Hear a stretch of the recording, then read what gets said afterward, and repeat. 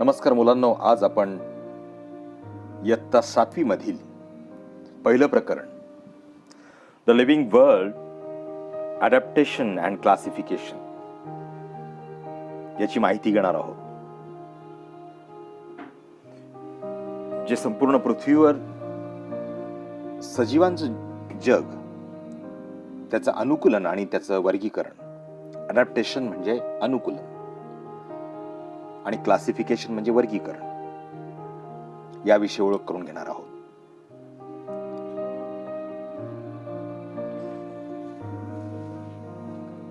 A great variety of the plant is found on the earth. Some plants have the colorful flowers.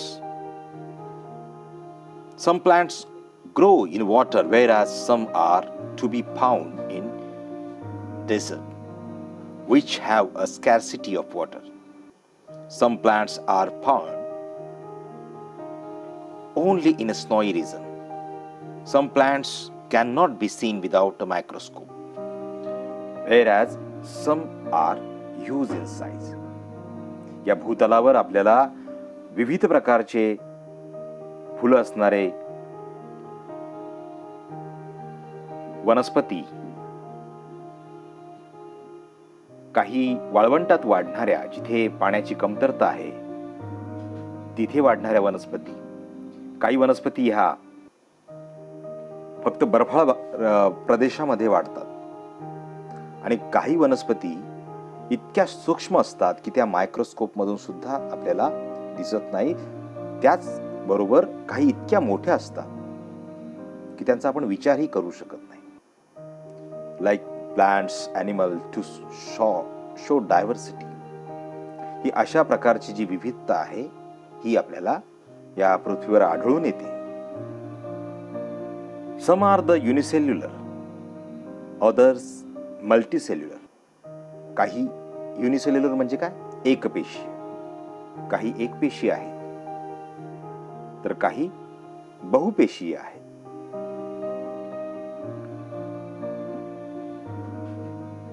काही vertebrates, whereas the other are invertebrates. प्राण्यांच्या विषयी बोलाल तर काही vertebrates म्हणजे काय? पृष्ठवंशीय आणि अपृष्ठवंशीय प्राणी, ज्यांना पाठीचा कणा आहे आणि ज्यांना पाठीचा कणा नाही. This world is a full of variety of the animal, aquatic, terrestrial, amphibians, reptilians, aerials. जलचर, भूचर, उभयचर, सरपटणारे प्राणी आणि खेचर म्हणजे जे हवेमध्ये उडणारे प्राणी.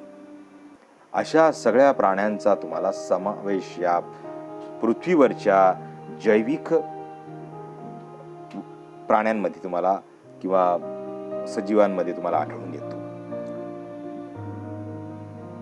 मग ही संपूर्ण डायव्हर्सिटी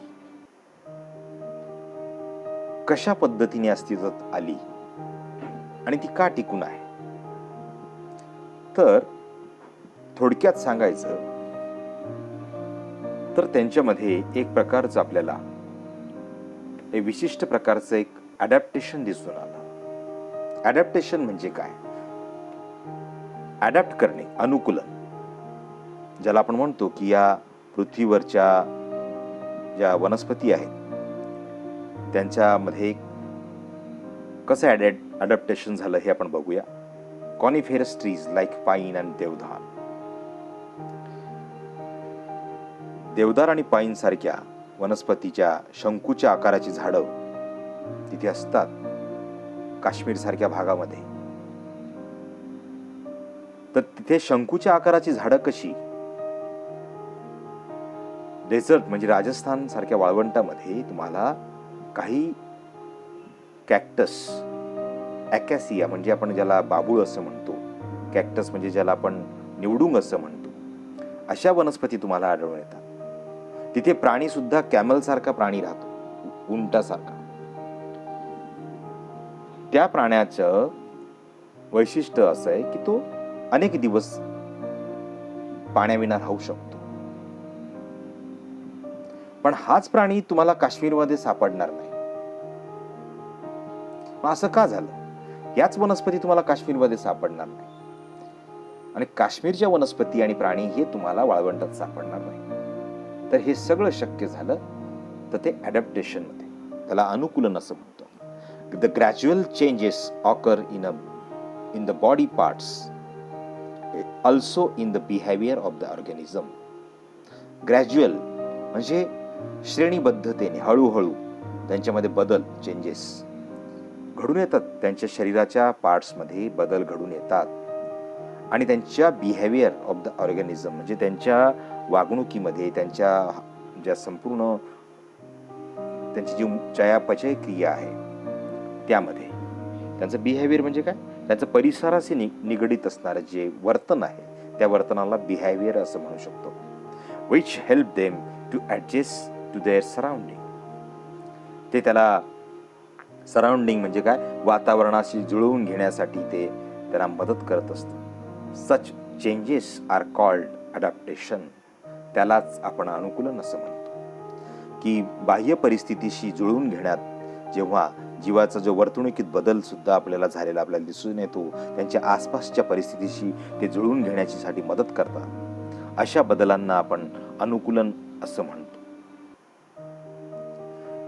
विशेष म्हणजे ते दीर्घकाळासाठी ते अडॅप्ट करत असतात. दीर्घकाळ म्हणजे काय, अनेक कालावधीपर्यंत. They take place over a long period of time.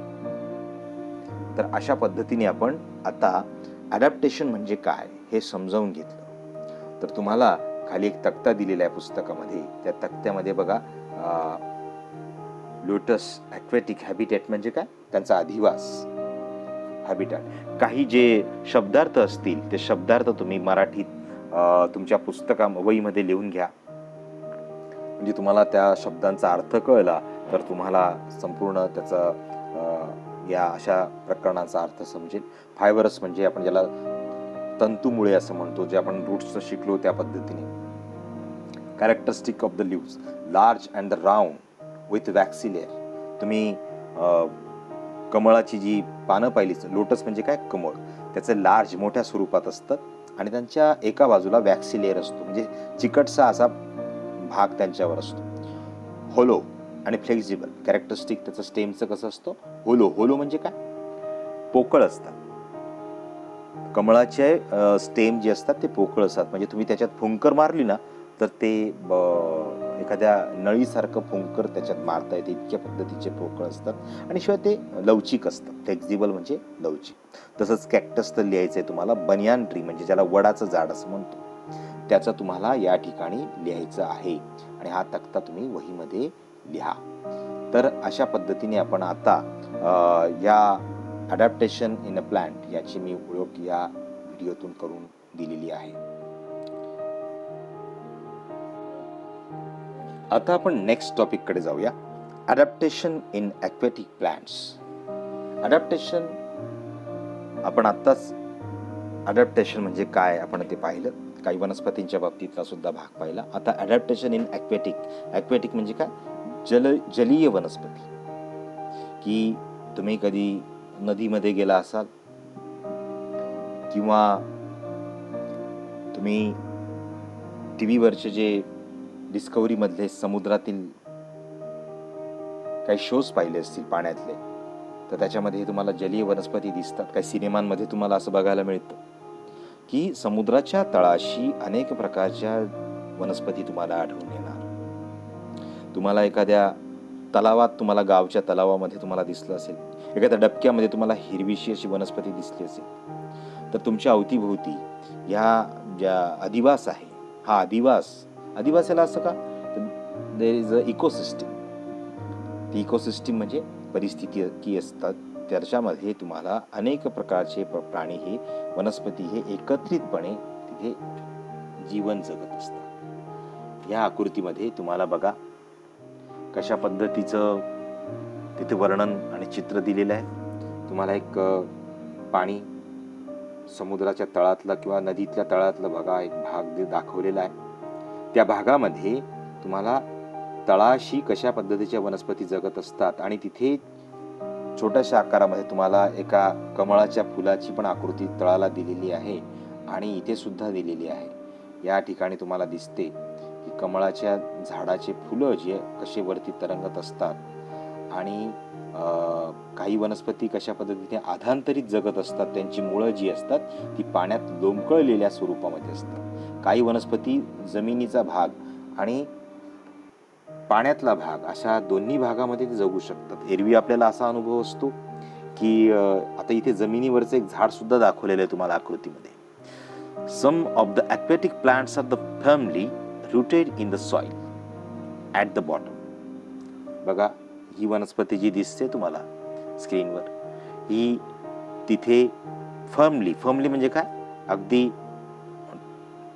घट्टपणे तिथे रोवलेली आहे जमिनीमध्ये. देअर स्टेम आर सबमर्ज, त्यांचं जे खोड आहे स्टेम ते सबमर्ज म्हणजे काय, आतमध्ये बुडालेलं आहे पाण्यामध्ये.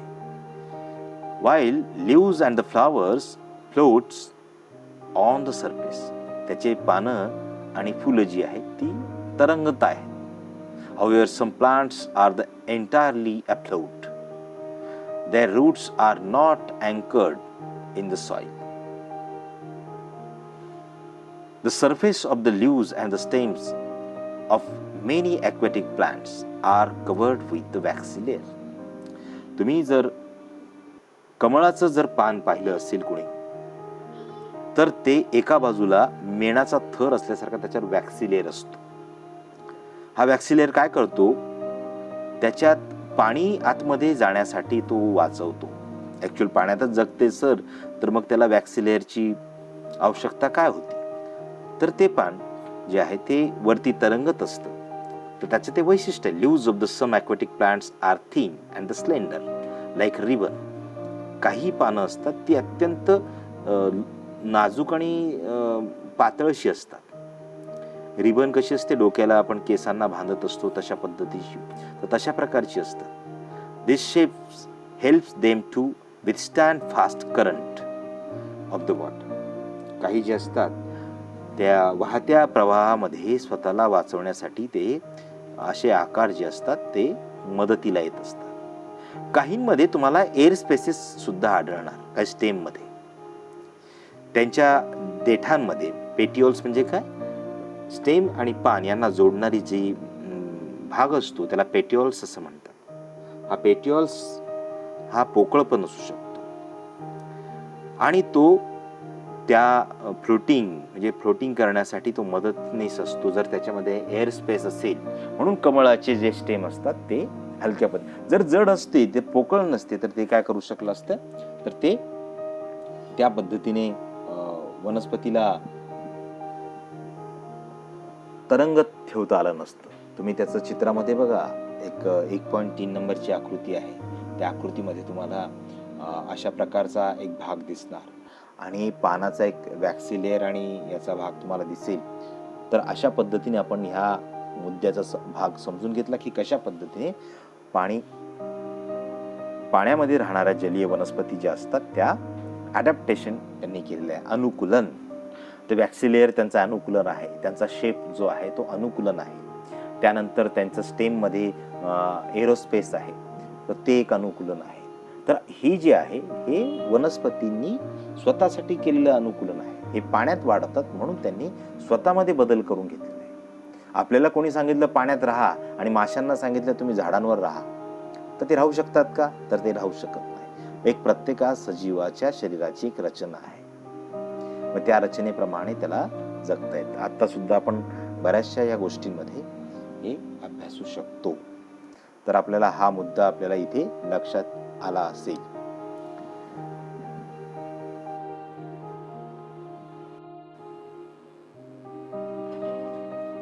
Now we learn about the adaptation in desert plant.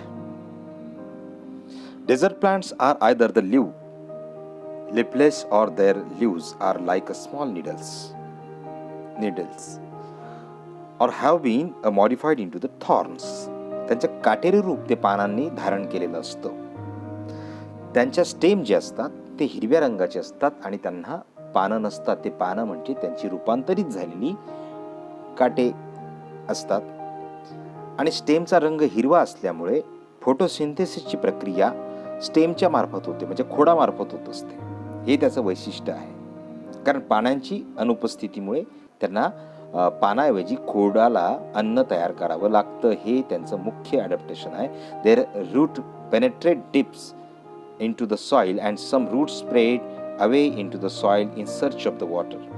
There is a thick layer of the waxy substance on the stem of these plants. तर अशा पद्धतीने आपल्याला हे समजेल की कॅक्टस ही वनस्पती वाळवंटात का जगू शकते. Adaptation in a plants of the snowy region. थोड्या वेळापूर्वी सांगितलं तुम्हाला, देवदार वनस्पती जी आहे, कॉर्निफेरस वनस्पती जी आहे, ज्यांचा अणुकुचीदार असं झाडांचा आकार तुम्हाला दिसेल बघा, टोकदार, आणि तिथे जर प्लांट्स वर बर्फ पडला तर तो बर्फ काय करतो, खाली पडून राहतो किंवा त्याच्यावर तो साठून राहत नाही. The plants of a snowy region mainly includes the conifers like deodar and pine. These trees are the conical in shape due to the sloping branches, the heavy snowfall and extreme cold in this region. Their conical shape prevents the snow from the accumulating on the tree, and the thick bark helps the tree to withstand in the cold. अत्यंत थंडीमध्ये आणि बर्फाच्या वादळामध्ये ही झाडं स्वतःला टिकवून ठेवतात. त्यांच्यावर बर्फ जो असेल तो साठून राहत नाही. आता बघूया आपण एक जंगलाचं चित्र आहे. त्याच्यामध्ये तुम्हाला वेगवेगळ्या प्रकारचे हर्ब, श्रब्स, वनस्पती तुम्हाला दिसतील, म्हणजे झुडपं, लहान लहान रोपटं. तर अशा पद्धतीची तुम्हाला ती जंगलामध्ये तुम्हाला आढळून येतात आणि त्यांच्यामध्ये सुद्धा अनेक प्रकारचे तुम्हाला बदल हे दिसून येतील. तरीही ते स्वतःला सूर्यापासून अन्न तयार करण्याच्या प्रक्रियेसाठी तिथे जगत असतात. There are the found herb and shrubs are the found in the forest. These plants compete among themselves for sunlight. Trees grow tall to get sunlight, and the climbers and the vines grows to a great height with the support of the trees. Spring-like tendrils on the stem of some climbers is the example of the adaptation. म्हणजे काय करतात की तिथे काही झाडांमध्ये वेली असतात. Veins म्हणजे छोट्या छोट्या ते रनर्स असतात. त्यांचे अत्यंत नाजूक असे टेंड्रिल्स म्हणजे ते धागे असतात की ज्याचे ते स्प्रिंग सारखे सपोर्ट करत असतात. ते तुम्हाला या ठिकाणी दिसून येतं आणि ते जगत असतात अशा या अवस्थेमध्ये. Adaptation in grassland plants. काही गवत असतात, ते गवत त्यांचं फायबरस रूट्स जे असतात ते जमिनीची धूप थांबवण्यासाठी उपयोगात येत असतात आणि त्यांचे रूट्स तशा पद्धतीने माती धरून ठेवतात. Grasses prevent the soil erosion. Forest in the equatorial region are the dense. Animals like tigers, elephants, deer can remain hidden in these grasses. However, the grasses in cold region are the very short. Animals like the rabbit are found in such grasses. Vast meadows are found in hilly areas.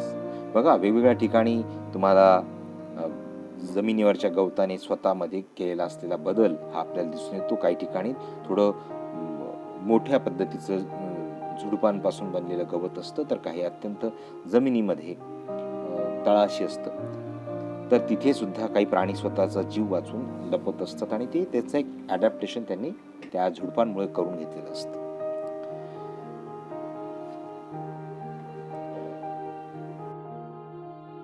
काही वनस्पती तुम्ही पाहिल्या असतील, बटाटा किंवा भुईमूग, सुरण. तर ह्या वनस्पतींनी जमिनीमध्ये स्वतःच्या स्टेममध्ये स्वतःमध्ये बदल केलेले आहेत. अन्नसंचयीमुळे, अन्नसंचयी खोड अशा या वनस्पतींना आपण म्हणत असतो. कॅरट, ओनियन, बीट, बिटर गॉर्ड, ग्रेपवाईन्स यांनी या पद्धतीने स्वतःचं ॲडॅप्टेशन केलेलं आहे. त्यांचं काही भाग जे आहे स्टेम हे अन्नसंचयी झालेलं आहे, त्याच्यात अन्न असतं आणि पानांमध्ये वेगळ्या प्रकारचा बदल आपल्याला दिसून येतो. आता 2 प्रकारच्या ज्या वनस्पती आहेत की विशेष करून आपण त्यांचं अडॅप्टेशन कसं असतं, तर ह्या दुसऱ्या वनस्पतीवर स्वतःचं जीवन जगत असतात. कसकटा म्हणजे आपण ज्याला अमरवेल असं म्हणतो, ही वनस्पती दुसऱ्या झाडावरही जगत असते. तुम्ही असं जंगलात फिरताना तुम्हाला काही झाडांच्या वर म्हणजे आजूबाजू असणारे जे काही छोटे मोठे झाडं असतात त्यांच्या वरती काही वेली तुम्हाला दिसणार. ते अमरवेल आपण तिला म्हणत असतो. ती अमरवेल काही डॉडर म्हणजे आपण त्याला तशा प्रकारचं पॅरासायटिक प्लांट्स असं म्हणत असतो. त्याच्या पिवळसर रंगाचे स्टेम असतात, येलोइश वायरचं. The leafless and the can not perform the photosynthesis. ही स्वतः सूर्यापासून अन्न तयार करत नाही, हे ॲब्सॉर्ब करतं. इट हॉस्टोरियल म्हणजे सकिंग रूट्स असतात तिचे. ते रूट्स काय करतात, त्या होस्ट असलेल्या प्लांटवर ते स्वतःमध्ये आतमध्ये जाऊन ते त्यांच्या शरीरातलं नरिशमेंट हे घेतात आणि this roots are penetrate up to the conducting vessels of the host plant to absorb the water and the food.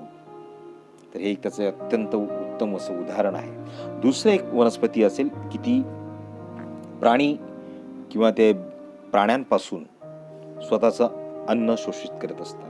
Venus flytrap नावाची वनस्पती तुम्ही डिस्कवरी चॅनल्सवर पाहिली असेल की तिथे एखादा कीटक वगैरे काही गेला तर ते पानं बंद होतात आणि त्याच्यातलं नरिशमेंट जे आहे ते सकिंग केलं जात असतं.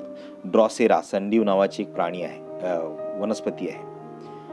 The plants that grows in the soil which is deficient in the nitrogen, phosphorus, potassium and त्याला त्याची गरज त्या वनस्पतीला त्याची असते, नायट्रोजन, फॉस्फरस आणि पोटॅशियम. तर हे अत्यंत वैशिष्ट्यपूर्ण असं आहे. तर ते त्या वनस्पतीतून कंझ्युम प्राण्यातून कंझ्युम करून घेतात. Adaptation are seen in this plants which serve to attract insect and hold them captive. तर ते प्राण्यांना अट्रॅक्ट करत असतं आणि ते स्वतःच्या अन्नासाठी ते त्यांना मारत असतात आणि ते जगत असतात. तर अशा रीतीने आपण आज वनस्पतीचे अडॅप्टेशन आपण समजून घेतलेले आहेत. तर वाचा, अभ्यासा आणि लिहून काढा. धन्यवाद.